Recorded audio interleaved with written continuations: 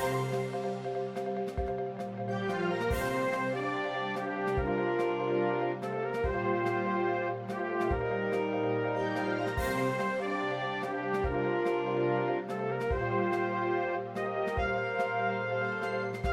días, señoras y señores, muy buenos días. Bienvenidos, bienvenidos a Periodismo y Sociedad. Gracias por estar con nosotros. Una nueva semana de información, una nueva semana que empieza con trabajo para nosotros desarrollarnos, como siempre, a favor de la sociedad, y estamos acompañándoles desde temprano. Adelante, Andrés Matos. Buenos días, Gregorio Caimares. Buenos días a todos, al doctor Alfredo Polanco y todo el personal técnico, Elvin, y todos los que están allá, Ángel y compañía, que nos ayudan a empujar este proyecto. Por la gracia de Dios, estamos iniciando una nueva semana y estamos con una intención de llegar a todos los que siempre llegamos a través de las plataformas que nos da el Canal 6, en Altiz y en Claro, también en las redes sociales de YouTube, de Facebook, de Twitter y demás. Estamos ahí, ya conectó, creo, el doctor Alfredo Polanco. Vamos a ver qué tenemos hoy.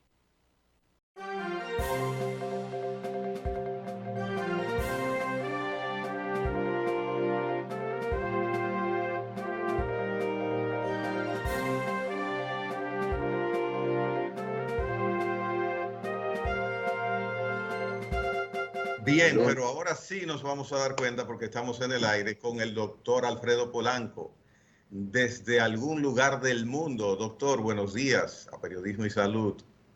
Buenos días, Gregory. Buenos días, Licho. Bueno, saludé de segundo.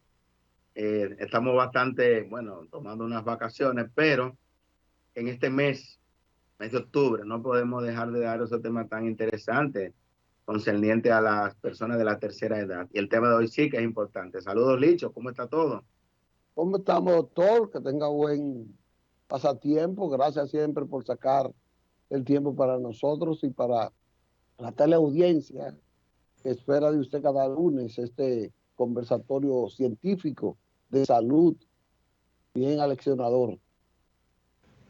Bien, hoy, aunque no es el día, pero sí el día 29 de este mes de octubre, es el Día Internacional de lo que es el stroke, como dicen los norteamericanos, los accidentes o enfermedades cerebrovasculares, lo que se le llama la trombosis cerebral o hemorragia cerebral. Y nosotros teníamos obligatoriamente que hablar de ese tema tan importante. Entonces ese es el tema de hoy, la enfermedad cerebrovascular. Ese es el tema de hoy. La enfermedad cerebrovascular, doctor, ¿cómo llega? ¿Qué es una enfermedad cerebrovascular? Y lo primero que tenemos que saber es que nuestro cerebro, al igual que nuestro corazón, nuestros riñones y todos los órganos, son irrigados, o sea, son nutridos por vasos sanguíneos. Al igual que el corazón, por ejemplo, el cerebro le puede dar lo que se llama un infarto. Ustedes escuchan, le dio un infarto, pero ¿dónde fue? Nosotros los médicos preguntamos, ¿un infarto cerebral o un infarto cardíaco? O sea, no solamente es el corazón que se infarta. A cualquier órgano que no le llegue sangre por una oclusión de una arteria o por una rotura, por ejemplo, en este caso, por una oclusión de una arteria cerebral, o puede ser por una rotura de una arteria cerebral, vamos a tener entonces lo que se llama el accidente o enfermedad cerebrovascular, que es generalmente ocurre por un coágulo que ocluye o tapa una de las arterias coronarias.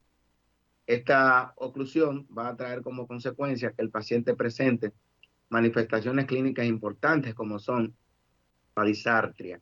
Ese paciente va a presentar voz estropajosa.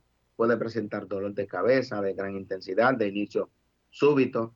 Puede presentar lo que se llama hemiparesis o parálisis de un hemicuerpo completo o parcial. Usted va a ver que el paciente va a presentar alteraciones importantes, va a perder lo que es la movilidad de un hemicuerpo, y ya esas son las manifestaciones clínicas de un accidente o enfermedad cerebrovascular, que nosotros ahí nos corresponde hacer una buena historia clínica, un buen examen físico y dirigir al paciente a hacerse una tomografía. En esa tomografía nos va a revelar si el paciente tiene lo que se llama una trombosis, se va a manifestar por una área de penumbra a nivel de la tomografía, vamos a ver todo oscuro, o que el paciente tiene sangre en la cabeza, que es una hemorragia cerebral. O sea que son dos diagnósticos muy parecidos, la hemorragia cerebral y la trombosis cerebral. Entonces, tienen prácticamente las mismas manifestaciones clínicas. Y quisimos traer este tema, ¿por qué? Porque es la segunda causa de muerte a nivel mundial. O sea, la primera causa de muerte a nivel mundial es una enfermedad no transmisible, que es el infarto agudo al miocardio. En el 2019, de los 55.4 millones de personas que fallecieron, la mayoría fue por problemas de cardiopatía isquémica.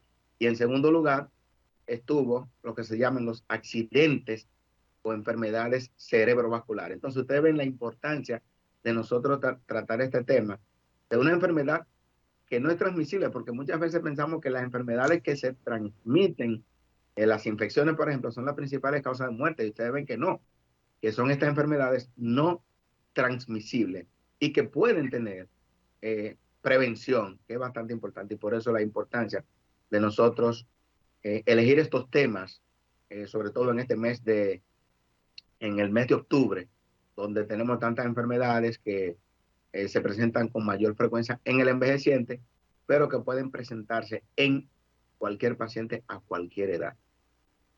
¿Y hay alguna razón para que una persona sea más proclive a sufrir esta situación?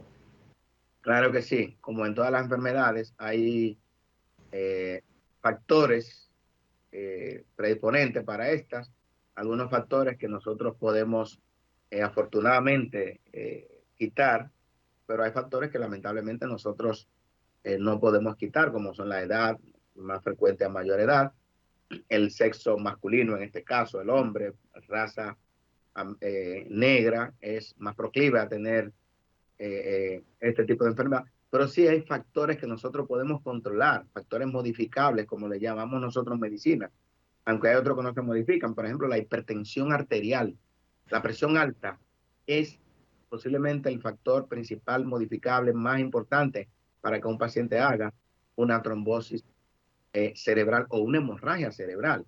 Otros factores, tenemos la diabetes. O sea, usted puede controlar su presión arterial, usted puede controlar su diabetes, usted puede controlar la hiperlipidemia, colesterol y triglicéridos altos. El tabaco es un factor modificable bastante importante para la patogénesis de la trombosis cerebral. O sea que nosotros tenemos muchos factores que podemos modificar. El sedentarismo es un factor muy preponderante, la obesidad, el sobrepeso. Todos estos son factores que, si nosotros podemos controlarlo, vamos a disminuir en gran medida la posibilidad de tener lo que se llama una enfermedad cerebrovascular, que dicho sea de paso, hay un factor que no podemos modificar, y es que cuando un paciente ha tenido una trombosis cerebral, ese paciente tiene un 25% de esos pacientes en menos de 5 años van a tener otro episodio de trombosis cerebral. O sea que hay que tratar de que no nos dé el primer episodio, porque ya tenemos un factor no modificable. Entonces, ¿cuáles son? Yo ahora mismo haciéndome la pregunta, pero para tener la respuesta, las complicaciones que puede conllevar a un paciente que tenga una enfermedad cerebrovascular. Ustedes van a ver a esos pacientes con una incapacidad para moverse. Ese paciente que va a estar hemipléjico, que no va a poder mover un hemicuerpo completo. Ese paciente que lamentablemente, dependiendo sobre todo si ese paciente estaba en la vida productiva, es un paciente que está hemipléjico, que no mueve la parte completa. Por ejemplo, como ustedes oyen que dicen, a fulano se le murió el cuerpo derecho o el cuerpo izquierdo. Ese paciente fue una trombosis cerebral que hizo o una hemorragia cerebral que ya con rehabilitación podría tener cierto grado de recuperación, pero nunca va a tener una recuperación completa. Señor Matos. La parte del infarto va a la vista. Ayer fue una señora a mi casa que tuvo que un infarto, un derrame. Ella está prácticamente ciega de ese ojo, el ojo derecho.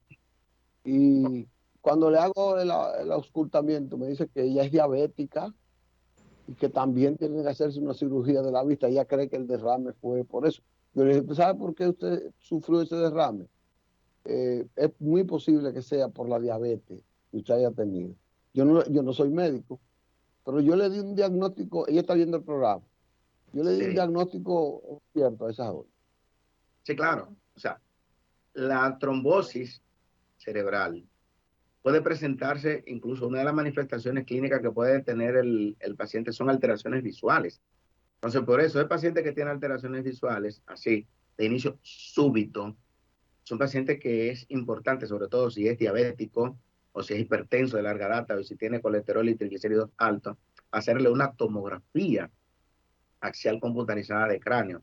Entonces, bastante importante. ¿Por qué? Porque ahí se va a ver si hay un área de isquemia cerebral. Entonces, muchas veces estamos tratando con un paciente que incluso lo mandamos al oftalmólogo, y cuando viene a ver tiene una pequeña oclusión arterial a nivel de esas arterias que van a la vista, y entonces esa es la causa. O sea que es bastante importante. Muchas veces usted va a ver al paciente también que va a tener desviación de una hemicara, de la parte de la cara, del lado derecho, por ejemplo. Ese paciente que tiene disartria, que es lo que se llama la voz estropajosa, entonces ese paciente lo que tiene es una trombosis cerebral o una hemorragia cerebral también, que es el pronóstico es mucho peor. Por ejemplo, ustedes conocen un periodista bastante importante, cronista de arte, que lo que tuvo fue una hemorragia cerebral. Entonces, es mucho más agresivo. ¿Cuál es la diferencia? O sea, el 15% de todos los pacientes lo que hacen es hemorragia cerebral, que es mucho más traumática. Una hemorragia cuando se rompe una arteria del cerebro, que usted dice tiene un coágulo de sangre, el inicio es más súbito. De repente el paciente a medianoche lo despierta un dolor de cabeza, que dice el paciente que es el dolor de cabeza más intenso de su vida, con voz estropajosa. Ese paciente hay que llevarlo inmediatamente a una emergencia. Entonces muchas veces nos quedamos en la casa con ese paciente de que a ver si se le pasa el dolor de cabeza, y no sabiendo que cuando un paciente tiene un dolor de cabeza de inicio súbito, debe de acudir inmediatamente a un área de urgencias para que se le practique una tomografía de cráneo. Porque si el paciente lo que tiene es un coágulo en la cabeza, una hemorragia, ese paciente, atendiendo a la rapidez con que se actúe, pues podría salvarse. De lo contrario, el paciente podría fallecer porque las hemorragias cerebrales son bastante catastróficas.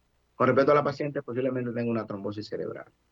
Precisamente hablando de mujer, ¿por qué a las mujeres, de acuerdo a lo que usted ha mencionado en esta corta orientación que llevamos, pero ya lo mencionó, es menos frecuente que sufra este tipo de situación cerebrovascular? Bueno, se dice que la mujer por cuestiones hormonales, pero claro está que si las pacientes utilizan métodos o pastillas anticonceptivas, ya este es un factor de riesgo que aumenta la posibilidad de una trombosis cerebral. Se forman más coágulos. La mujer está protegida. La mujer es ustedes ven que hay más viudas. Hay más viudas que viudos. La mujer tiene una expectativa de vida mucho más larga que el hombre. Y ustedes van a ver que entonces la mujer está con 100 años y está caminando y está cocinando. El hombre está con 80 años y está encamado. Es posible, no se sabe bien, pero hay muchos factores y la mujer se mueve mucho más. Posiblemente tenga una vida menos sedentaria que el hombre, porque la mujer por lo menos en sus quehaceres cotidianos se está moviendo mucho más que el hombre. Entonces posiblemente podría ser eso. Y con la vida agitada que se lleva hoy día, hay estrés. estrés laboral. Hay muchos tipos de estrés. El estrés puede influir en un accidente cerebrovascular. Claro que sí. De hecho, los pacientes estresados y migrañosos, muy buena pregunta. La migraña, o sea, que por eso es que usted acostumbra a dolerle mucho la cabeza, sufro de migraña, y de repente tenga un dolor de cabeza muy intenso y usted crea que es migraña, incluso está hablando estropajosa, vaya al médico, que usted posiblemente tenga lo que se llama un accidente cerebrovascular, o un ACV, como le decimos. Fulano tiene un ACV, pero pensaba que era una migraña. Entonces, muchas veces estas entidades clínicas se parecen mucho. Entonces, ¿por qué es importante que ese paciente que tiene voz estropajosa, hemiparesis, debilidad general y todo, y cefalea, dolor de cabeza, acuda al médico? Porque atendiendo a la rapidez con que se actúe, se hace un diagnóstico a tiempo, sobre todo en las primeras 3 horas, ese paciente se le pueden administrar medicamentos trombolíticos, antiagregantes plaquetarios, anticoagulantes, que van a disminuir esa oclusión, el tamaño de la oclusión. Es igual que cuando usted llega a una emergencia con un infarto o de miocardio. Si usted llegó en las primeras 3 horas, usted sabe que se le va a salvar una gran parte de su corazón. De su corazón. Ahora, cuando usted duró 6 horas en su casa con dolor de pecho y ahora un infarto, hay mucho tejido cardíaco muerto. Asimismo ocurre con la rapidez que usted llegue a una emergencia con una trombosis cerebral, asimismo va a haber mucho tejido cerebral que se va a salvar en la medida en que el médico actúa rápido, hace el diagnóstico rápido. Por eso también nosotros le exhortamos siempre a nuestros colegas médicos que no siempre o nunca que un paciente llegue a una urgencia lo tome como no, porque a veces tenemos colegas que dicen, no, eso es a veces un término que no me gusta, gadejo. No, ningún paciente es, sí, gana de Diagnóstico. Sí, entonces, todo el que va a una emergencia es porque tiene una dolencia y el médico se debe al paciente. Yo siempre lo digo, me gusta siempre en los centros que trabajo acudir a las emergencias a ver cómo se está manejando al paciente, porque muchas veces cuando nos ven a nosotros más bien, los médicos de estas edades que pasamos por la emergencia, los médicos se ponen atención y atienden mejor a los pacientes. Entonces el paciente, nosotros como médicos nos debemos al paciente, debemos darle un buen trato al paciente, como decían Hipócrates. O sea, en esas épocas anteriores había una buena relación médico-paciente, entonces ahora nosotros queremos que eso vuelva a ser, que haya esa relación, que el médico hable con el paciente, que le haga una buena historia clínica al paciente, que no sea siempre todo con estudio. Vamos a ver qué estudio te vamos a hacer, pero vamos a ver una buena historia clínica. Por eso tenemos que hablar con el paciente.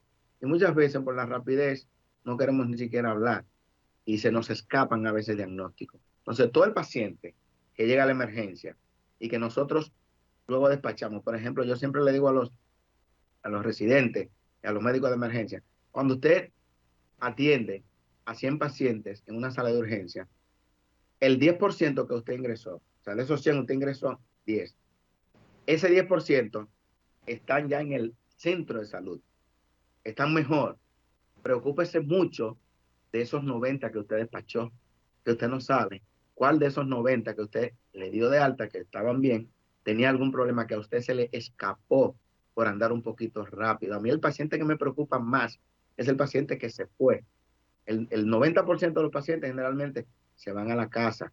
Preocúpese por eso. O sea, que si el paciente le llega con un dolor de cabeza intenso o le llega con un dolor de pecho, aunque sabemos que la mayoría de los dolores de pecho no son infartos, que la mayoría de los dolores de cabeza no son trombosis cerebral, pero ¿y si se le escapó uno de esos que era una trombosis cerebral? Va a ser un problema para el paciente y también puede ser un problema para el médico también, porque no hizo el diagnóstico con tiempo. Y muchas veces el paciente nos lleva el diagnóstico claramente. Es como decimos nosotros. Ese paciente es un libro abierto de medicina. Tiene todos los diagnósticos. No se nos pueden escapar. O sea que ahora estamos hablando también para nuestra clase médica, que debemos de tener mucho cuidado de cuando ese paciente nos llega a la emergencia, hacer todo lo que esté a nuestro alcance para hacer un mejor diagnóstico y así un mejor tratamiento, lógicamente. Doctor, cuando no hay una atención personalizada del familiar hacia esa persona de la tercera edad o esa persona adulta, eh, pues no importa, mientras más avanzado está, 70, 80, 90 años, se hace un poco difícil para la familia detectar cuando tiene un infarto, sobre todo Wow. porque esa persona a veces no sabe, no lo manifiesta como tal. Sí, Licho, esa pregunta es muy interesante, de verdad, muy interesante, señor. Mire, en la medida en que se envejece, es mucho más difícil para el familiar detectar cuándo debería de llevar a su pariente a un área de emergencia. Muy difícil. Entonces, por eso es importante que ese paciente, aunque esté encamado, que el paciente tiene Parkinson, que el paciente tiene Alzheimer, que el paciente tiene secuelas de una trombosis cerebral, ese paciente como quiera que sea, hay que llevarlo periódicamente al médico de cabecera. ¿Por qué? Porque hay dolencias que es difícil que esa persona, ese cuidador que está con él ahí todos los días, lo detecte. Porque hay situaciones que se están presentando de manera lenta, que el cuidador lo considera como normal y de repente cuando llega el médico y dice, pero mira, pero don Ramón cuando vino hace 3 meses, 6 meses, no tenía esto y mira lo que tiene ahora. Son secuelas, parece que se está reinfartando. Vamos a hacerle un electro. Mira, tiene más problemas en el corazón. O sea que es importante llevar a este paciente también periódicamente a su médico. O sea, no porque no, don Ramón ya tiene su medicina, que eso es lo que va a usar. No, tenemos que llevarlo a su médico. Y hay datos importantes con respecto a este paciente que tiene secuelas, o sea, que ya por rehabilitación no se ha podido corregir la movilidad de un brazo, de un miembro inferior. O sea, ese paciente ya que está encamado. ¿De qué muere el paciente encamado? Mientras más encamado está, la sangre, hay lo que se llama éstasis vascular. Esa sangre forma coágulo más fácil. Por eso ustedes ven que nosotros recomendamos siempre como médico que a ese paciente que está encamado se le hagan ejercicios en los miembros inferiores, las piernas, porque los coágulos suben básicamente desde los miembros inferiores hacia arriba. Entonces por eso el paciente muere de una embolia pulmonar, muchos de esos pacientes. Muchos de esos pacientes que están encamados por largo tiempo mueren de infecciones, pero la causa primaria de la muerte no fue la infección, fue la trombosis cerebral. Pero las infecciones son procesos secundarios porque ese paciente encamado durante largo tiempo se le hacen úlceras o escaras, lo que le denominamos úlceras de presión. El paciente está acostado durante más de 2 horas, 3 horas en una misma posición y no se ha movilizado, pues ahí mismo vienen lo que son las úlceras de decúbito, como nosotros le llamamos, o úlceras de presión. Y por eso es, la población sepa, que nosotros recomendamos siempre, no, hay que movilizarlo cada 2, cada 3 horas a ese paciente. Por ejemplo, nosotros, en nuestro subconsciente, cuando estamos acostados, durmiendo, nosotros periódicamente nos movemos, nos cambiamos de posición, porque es un mecanismo de defensa. Mientras esté acostado en una sola posición, el cuerpo va a hacer presión sobre los puntos de presión, valga la redundancia, y en esos puntos de presión que el cuerpo está haciendo presión, no va a ir circulación, no va a ir flujo sanguíneo. Y por eso usted va a ver que el paciente que dura mucho en una posición, se le va a necrosar el tejido, se le va a dañar el tejido. Entonces usted va a ver ese paciente que va a tener úlceras, que son más frecuentes en el área de donde usted se sienta, donde se siente el paciente, en los talones. Usted va a ver que por eso le colocamos al paciente a veces en los hospitales esos guantes con agua, y es para que esté más blando. O le recomendamos al paciente o al familiar que utilicen colchones de aire o colchones de agua o colchones de la cuestión de huevo, que ustedes van a ver muchos pacientes acostados ahí en ese colchón, y con ese tipo de colchón se reduce, disminuye la posibilidad de que el paciente haga escaras o úlceras de presión, que esa va a ser la causa que lo va a llevar a la muerte al paciente. Sobre todo si ese paciente es diabético. Imagínense usted un paciente diabético y que se le forme una úlcera por estar acostado en una misma posición, lamentablemente es una sentencia en muchos casos de muerte. De modo que hay mucho de qué hablar en el caso de la trombosis cerebral. Mire, doctor, usted está tomando una parte derivada del tema principal, pero sería interesante con sus conocimientos colaterales y de experiencia que en algún momento usted dedique parte, aunque sea un día de su participación, para el manejo de personas encamadas. Sí, bastante interesante porque hay mucho desconocimiento incluso en los centros de salud, incluso los hospitales. La buena gestión de un centro de salud te mide también cuántos pacientes, qué porcentaje de pacientes presentaron úlceras de presión, úlceras por estar encamados, porque nosotros siempre estamos en los diferentes centros de salud que uno está, siempre está chequeando esa condición, de que ese paciente, por ejemplo, en los hospitales de trauma, esos pacientes que tienen lesiones a nivel de la médula cervical, torácica o lumbar, que están parapléjicos o cuadriplégicos. Esos pacientes que están cuadriplégicos, de eso es que mueren, de úlceras infectadas. Y también una gran cantidad de esos pacientes que tienen trombosis cerebral, de eso es que fallecen. O sea que es bastante importante. Sí. Bueno, doctor, no le vamos a interrumpir más su pasantía. Le agradecemos siempre esta cátedra que nos da cada lunes, muy interesante, muy acogida por los amigos televidentes, los cibernautas que nos continúan siempre en toda la vida y en todos los lugares. Doctor, gracias y nos veremos pronto. Bueno, estaremos presentes el próximo lunes, si Dios quiere, ya desde otro punto. Y otro tema bastante importante, porque nosotros de verdad, que cada día que revisamos un tema, pues nos sentimos más comprometidos con la sociedad, señores. Nos sentimos comprometidos con nuestro pueblo, nos sentimos más comprometidos con nuestros pacientes, que a los pacientes es que nosotros nos debemos, y nos sentimos más comprometidos también con periodismo y salud. Muchas gracias y nos veremos el próximo lunes, si Dios, usted y yo lo queremos. Cuando usted venga, Gracias, doctor, tráigame unos Converse de allá. Ok, hasta luego.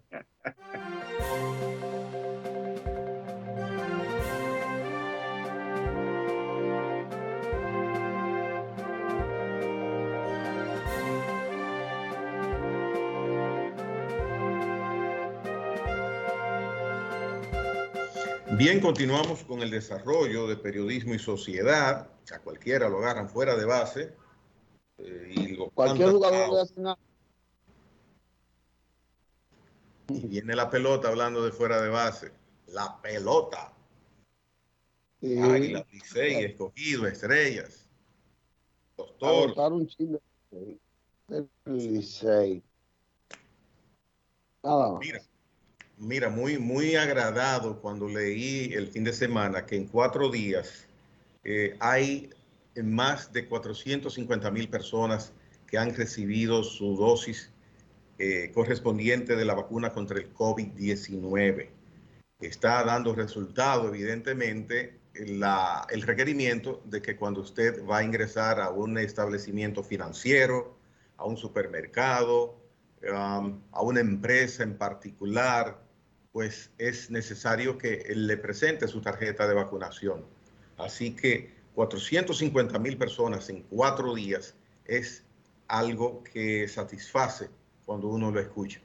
Ojalá continúe así esta tendencia y tendremos una gran parte de la población entonces con las dosis completas de vacuna contra el COVID-19. Evidente de que las medidas fueron eficaces, fueron atinadas de reclamar la tarjeta y la vacuna. Pero eso está un poco relajado, está un poco, qué sé yo, minimizado. No hay mucho rigor cuando tú entras, te la piden, tú le enseñas y ya, no te la revisan, nada. Y se presta a que cualquier persona pueda tener copias de otros, y la usen en esa dirección. creo que debe haber mayor rigurosidad, pero aún así el éxito es notable. 450,000 vacunas nuevas en 4 o 5 días, de Claro. evidencia de que la presión del gobierno sin tener que usar la policía ha sido efectiva. Eso es muy importante. Yo creo que deben seguir, y yo creo que debe haber un programa que tome las provincias y que te vacunen a todo el mundo en las provincias, a todo el que falta en las provincias. Porque así, cuando tú termines con una provincia eh, de manera, ¿cómo se llama? Ir a todos los lugares de manera colectiva y no compulsiva, sino que tú vayas a esos lugares. Yo creo que así se puede localizar también más. El gobierno tiene claro cuáles son las provincias que tienen más contagios, menos, tienen una radiografía, y no creo que si te falta un 30 o un 40%, por ejemplo, en Ocoa, coger para Ocoa y vacunarte ese 40% que falta, Sí, que sí. es un promedio, ¿tú me entiendes? A Peravia, a Azo, etcétera, etcétera, con los mismos pobladores de allá que están vacunados y que cada pueblo de esos tiene un equipo médico. Hay muchos voluntarios que pueden ayudar a esa vacuna. Así que me parece que se pueden hacer muchas cosas más al margen o sobre las que se están haciendo ya. Bien. Bueno, el fin de semana fue detenido por la policía colombiana en un trabajo conjunto con la Fiscalía, con la Procuraduría General de Colombia, con la Fuerza de Refuerzo de Estados Unidos, una parte de la CIA colaboró, y también con el Reino Unido, equipo de inteligencia de ambos países, de estos dos países, dieron con la captura del señor Dairo Antonio Úsuga. Quizás aquí no era muy conocido, pero es una envergadura tal que tiene la captura de este señor acusado de narcotráfico y de muertes por el gobierno colombiano y norteamericano, que el mismo presidente Duque, en el momento de su captura, indica que desde la época de Pablo Escobar no se había llevado una operación de tanto nivel de importancia a favor de la justicia como la que estaban en ese momento mostrando al mundo en una rueda de prensa, la captura de alias Otoniel. Ese era el nombre, o ese es el nombre con el cual es identificado el señor Dairo Antonio Úsuga, un hombre relativamente joven, unos 50 años, lo vemos ahí en pantalla. Sin embargo, tenía gran parte de la cocaína que ingresa a Estados Unidos bajo su responsabilidad, y Duque veía las declaraciones que él daba. Dice que no solamente asesinatos y tráfico de drogas ilícitas, sino que este señor está acusado en diferentes expedientes de abuso contra menores de ambos sexos. Imagínese ¿Cómo? usted quién es esta figurita, esta figura, este engendro del mal que tiene comprobado, dice el presidente Duque, ese tipo de imputaciones. Muchas veces, y esto hay que tener hasta cierto cuidado personal uno con cómo mira, evalúa ciertas figuras, porque con el manejo que se le ha dado, sobre todo en el cine, en la televisión, en libros inclusive, a la figura de Pablo Escobar, por momentos se piensa en esas personas que son redentores más que otra cosa de sectores populares, de sectores poseídos por el hecho de ellos donar grandes cantidades de dinero, viviendas, medicinas y otros obsequios a personas que lo necesitan. En verdad hacen ese dinero producto de sangre, producto de romper la ley, Y miren el caso de este señor, hasta de qué está acusado. Entonces, va a ser extraditado, no muy lejano en el tiempo, quizás tome apenas unos días, quizás puede ser horas, hacia los Estados Unidos, porque 120 acusaciones directas sobre él tiene el gobierno norteamericano en distintos estados de Estados Unidos, desde Texas hasta la Florida. Así que ha caído, alias Otoniel, el señor Dairo Antonio Úsuga. Si no negoció él con las autoridades antes de detenerlo, que todo es una posibilidad, negociará en Estados Unidos, porque eso es una cadena perpetua que a él le corresponde, un hombre con 50 años, Claro. Con tanto dinero, que ese es el problema de los narcotraficantes, que ellos no pueden disfrutar todo ese dinero acumulado. Y como no lo pueden disfrutar, entonces, de una manera u otra, pues hacen el esfuerzo por persuadirse ellos mismos. Quizás alguien lo negoció, una red interna, lo negoció para distribuir, dividir el cartel y entonces crear varios jefes, porque la división crea esa rivalidad y ya hay otros jefes ahí que quizás traten el tema y siga entrando la droga a los Estados Unidos, porque el problema de la droga es que el que la compra es el que pide que la lleven. Y entonces donde está la compra, es evidente que hay que controlar ese negocio.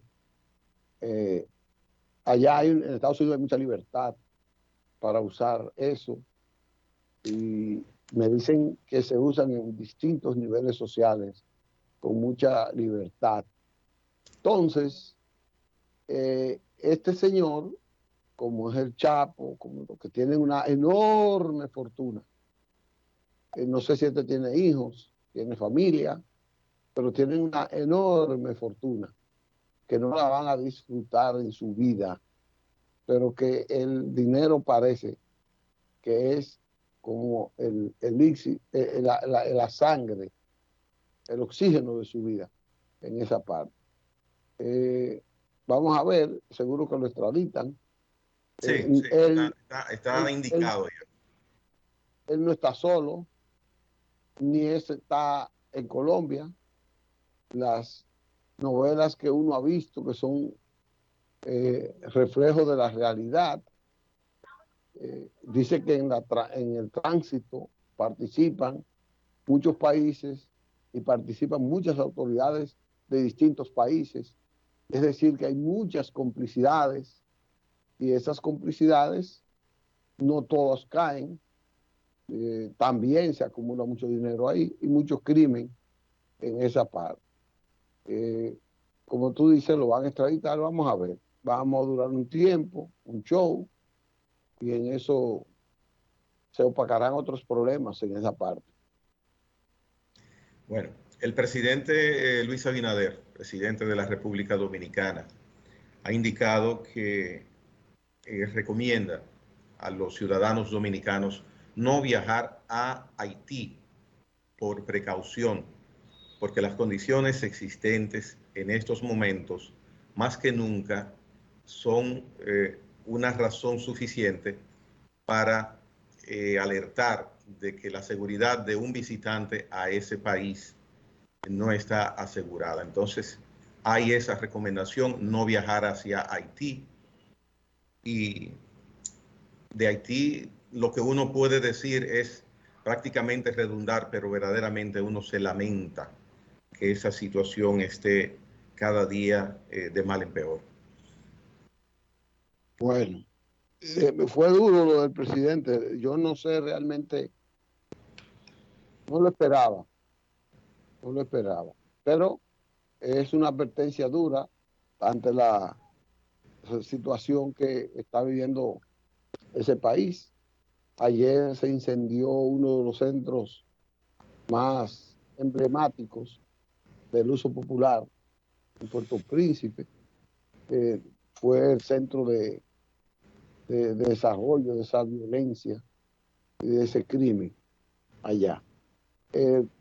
Ya el presidente está, y es bueno, ha tomado una decisión firme de en todos los escenarios, de ser drástico con la reducción de la violencia y la inseguridad en Haití. Esa decisión de ayer es muy notable, es muy notable. Bueno, si te queda algún otro tema, Licho, estamos prácticamente ya en la parte No final. quiero saludar la decisión del presidente de intervenir el malecón de Santo Domingo Este. Creo que es una de las obras necesarias, embellecer esa área y ponerlo en condiciones de que haya seguridad y que haya esparcimiento en Santo Domingo Este, con las mejores condiciones que pueda haber, inclusive hasta con una barrera, que no la tiene el de la capital, pero que sí tenga el Santo Domingo Oriental. Yo Lo felicito importante sería que se habiliten en esa gran obra, digo gran obra porque se está hablando de decenas de millones de pesos, que se habiliten parqueos para los vehículos. No sé si eso esté contemplado. seguro que tiene que estar, seguro que tiene que estar. Ahí debe haber cientos y se deben construir muchos parqueos en los alrededores de ese malecón, que deberá llegar, bueno, lejos. Yo creo que eso es parte del proyecto de, de privatización y ojalá que no sea así. Ojalá que no sea así. Nos vemos.